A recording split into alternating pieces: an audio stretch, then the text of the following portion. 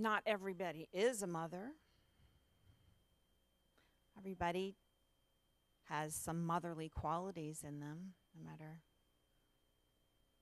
matter who we are. We have some motherliness in us. And our relationships are always complicated, right? All of our relationships. So, because our individual relationship with our own mother is absolutely unique to us and to her, it's a special and intricately complicated bond. Because all of us are complicated. So today we're going to honor Mother's Day as people of unity, with our unity understanding of the one presence and the one power. With an understanding of what it means to be a spiritual being in a human body, living in the year 2015 on planet Earth. Okay, with that as our lens, let's honor our personal mother, whether she is with us or not, whether she was loving or not, whether she knew what she was doing or not. Let's esteem the influence she made to our life. Because no matter what happened, good, bad, indifferent, everything in our relationship with our mother contributed to where we are now. It contributed to who we are and how we stand in the world right this minute. So let's honor that. Let's honor that with the awareness and the understanding of one presence and one power.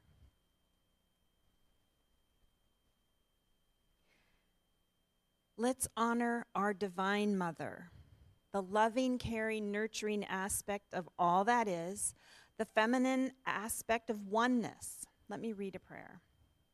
This is called Our Mother. Our Mother who art within us, each breath brings us to you. Thy wisdom come, thy will be done, as we honor your presence within us. You give us this day all that we need. Your bounty calls us to give and receive all that is loving and pleasurable. You are the courage that moves us to be true to ourselves, and we act with grace and power. We relax into your cycles of birth, growth, death, and renewal. Out of the womb, the darkness, the void, comes new life. For you are the mother of all things. Your body is the sacred earth, and our bodies.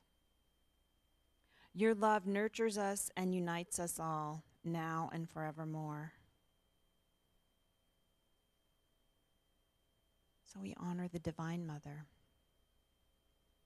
Now we, the people of unity, let's honor the metaphysical mother in us, or looking at the metaphysics of the mother, the part of us that brings forth life and nurtures it. This is an even more personal aspect of honoring mother, right? It's you.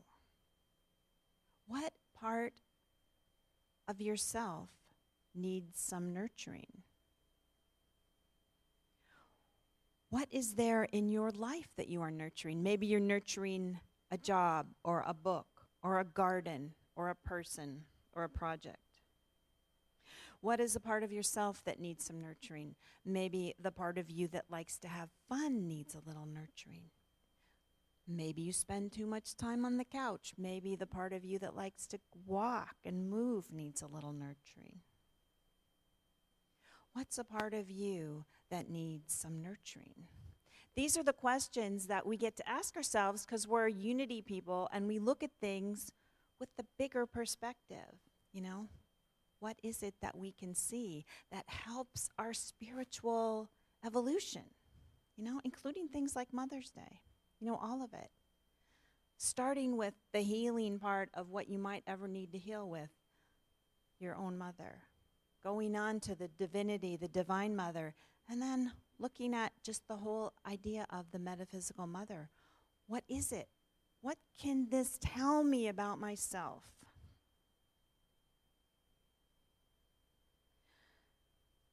Well, one of the things that I noticed when I was looking up Mother's Day stuff was that there was some alternative punctuation. You know, it's Mother's between the R and the S Day. That was apparently the original way it was supposed to be. I always kind of like it to be, and then there's Mother's S with the apostrophe after the S, which means that it's all the Mother's Day, not just one Mother's Day. I like it to be Mother's Day without any punctuation because to me that's the biggest, punctuationally, that the idea is that it's the idea of mothers, so that includes all of us. And in that whole, really, I'm pounding the point of all of it, you know, all of it. Like everything that happened with our mothers is good. Everything, the whole picture, the one power and the one presence, which enables us to grasp and receive everything that happened and make it beautiful, or acknowledge it, and then it becomes beautiful. Then it becomes spiritual. Anything we shove down, we know what happens when we shove stuff down. It comes back to bite us in the you-know-where. Anything we're not willing to acknowledge or feel is going to snake its way back around into our head and into our heart at probably the most inopportune time. So it's good to have an open heart and the vision of one presence and 1 hour to support one power. As maybe 1 hour, I don't know. An hour of power, yes. But to support us in that. You know, the unity vision supports us in that. So that we can stand courageously in the face of all of this stuff. Okay, well, let's see.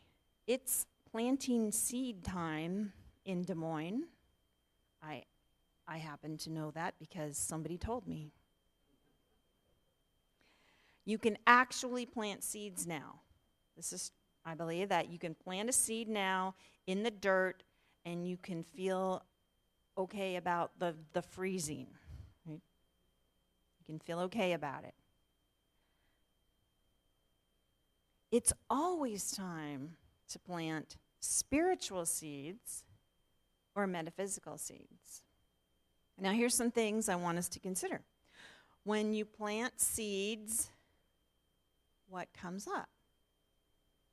If you plant grass seeds, what comes up? Grass. Any ornery people saying weeds out there? Okay. I was counting on that. Because when you plant seeds, sometimes you know you planted grass seed, and either the universe or you went sleepwalking one night and planted a few dandelion seeds, but other things come up. You know, we have the beautiful parable of the sower and the seeds in Matthew. We all know about that, when Jesus told the parable about seeds going here and there and what happens. You know, some seeds go on the rocks, some seeds go in good dirt, some seeds, hang out with weeds and come up together, you know, all of that stuff. It's a beautiful metaphor. Now, what I want to concentrate on today is what kind of seeds we plant and what kind of nurturing we might need to bring to them. My friend Christy, who's been doing some gardening around the church, told me, and if I misquote you, I'm sorry, that if you plant grass seeds, they need 24 hours of moisture or they'll die, at least, you know. I'm like, why can't I get grass in the backyard? I threw some seeds out there, and she's like, well, you can't just throw the seeds out. I know. You have to make sure that the grass seeds get nurtured and that they have water for as long as they need it, you know, apparently they need to be moist for 24 hours, and then you need to sing to them, and you need to have sunshine on them, and then you need to water them again, and you need to say a couple prayers and plant an upside down St. Joseph. I don't know. There's just a lot of stuff you have to do to make the grass grow, right? But you got to do something. So when we're planting metaphysical seeds or spiritual seeds, we want to pay attention also. Now, everybody, all of us Unity people, we want to ask ourselves this question: what are the seeds that I want to plant? And how can I nurture these seeds? Now, and there's a little check-in that's really cool. If you want to know what seeds you have been planting and nurturing, you can just look around at your life. I can notice that I definitely planted a seed to be in a Unity community. You know, I noticed that I have totally planted a seed to get off the couch and move a little bit, because I noticed that I go outside and run and I do yoga and stuff like that. So I've planted that seed. I haven't just planted it, I nurtured it. Well, there's a few other seeds that I haven't nurtured so well, that I thought that I wanted to plant, that I didn't nurture quite so well. One of the seeds that I talked about even as in here a couple New Year's days ago, when we picked a word for the day, year before this New Year's, I picked the word collaborate. And I keep saying I want to collaborate, and I've nurtured it a little bit. Like, I periodically water, but I notice that there's something that I'm not quite, maybe I'm not singing to it, or there's not enough sun. There's just something that's not quite clicking with the kind of collaboration that I wanted all over. So I had when I was meditating on this talk and this idea, I had one of those blinding flashes of the obvious, a BFO.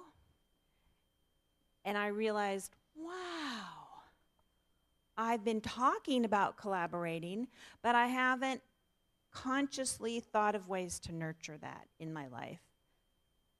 I'm actually going to have to take some action. I'm going to have to think about it. And there are the three things you can do to get a spiritual seed going, and this I borrow from our Buddhist brothers and sisters, is what you do is you learn / listen. You learn and listen to the truth, or you could just say you identify the seed you want to plant. You spend time learning it, listening to it. I would want to learn about collaboration. Then the next thing you do is you contemplate, which means you spend time actually thinking about it. Well, I've learned about it. How can let me sit with this in that deep knowing way, and that might be the germinating part. That might be the time when you're watering it for 24 hours. And then the third thing is meditate. You let it go and you meditate. That's the third. It's one of the three ways to nurture seeds. Offer that to all of us. Now, there's other things that I want to nurture and I want to plant. But I'm pretty happy with a lot of the things that I have. And I know you are too. I know spiritually that you are too.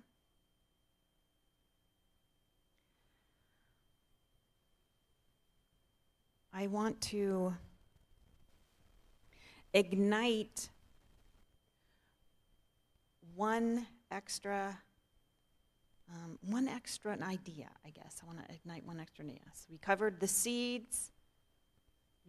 You all have an idea, maybe, of what you've been nurturing in your life, and I'm pretty sure that everybody had something pop into their head about what they want to plant or nurture more. They thought they'd planted the seed, but they need to nurture it. I'm pretty sure everybody does. And I want to suggest one more. I want to suggest community.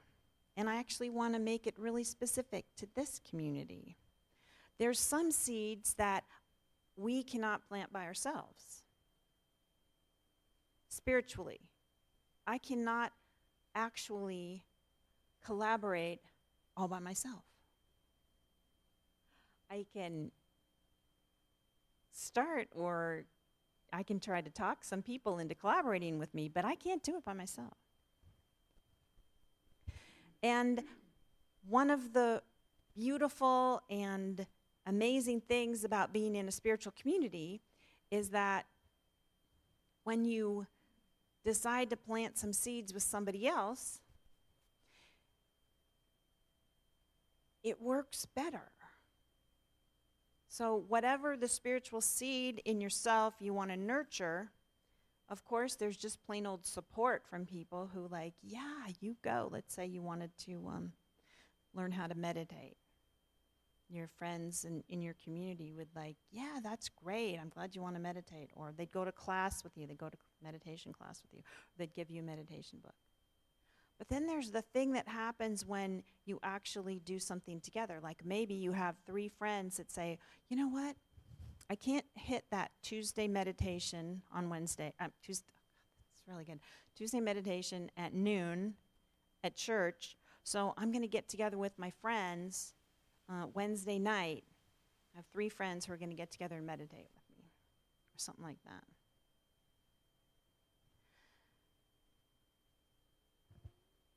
What we have here, the people in this room on this Sunday or a Friday or any other Sunday or a Tuesday, and it varies, the people in the room are like the key. They're your specially paid angels who are here to bring you to your highest self. Sometimes they do it by support, and sometimes they do it by poking you. Sometimes they're going to do it by being as irritating as possible. That's good too.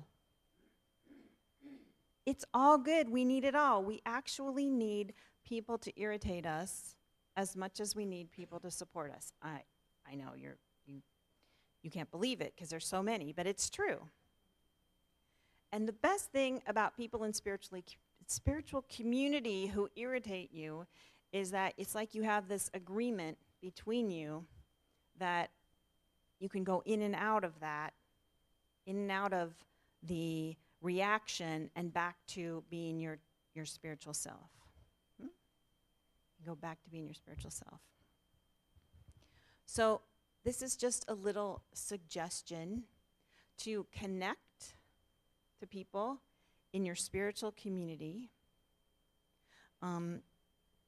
Try to irritate 3 people this week and support 3 others.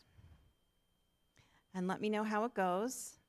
If you'd like to send me some pictures, well, of people you've irritated. If with their permission, that'd be good. And let's plant some seeds. Let's just make an amazing garden here. Let's just make this amazing garden that I see when I look in everybody's eyes, bursting forth of mother love, divine love, Christ love, whatever it is. The most beautiful garden ever. Let's just make it. Let's take an offering for unity now.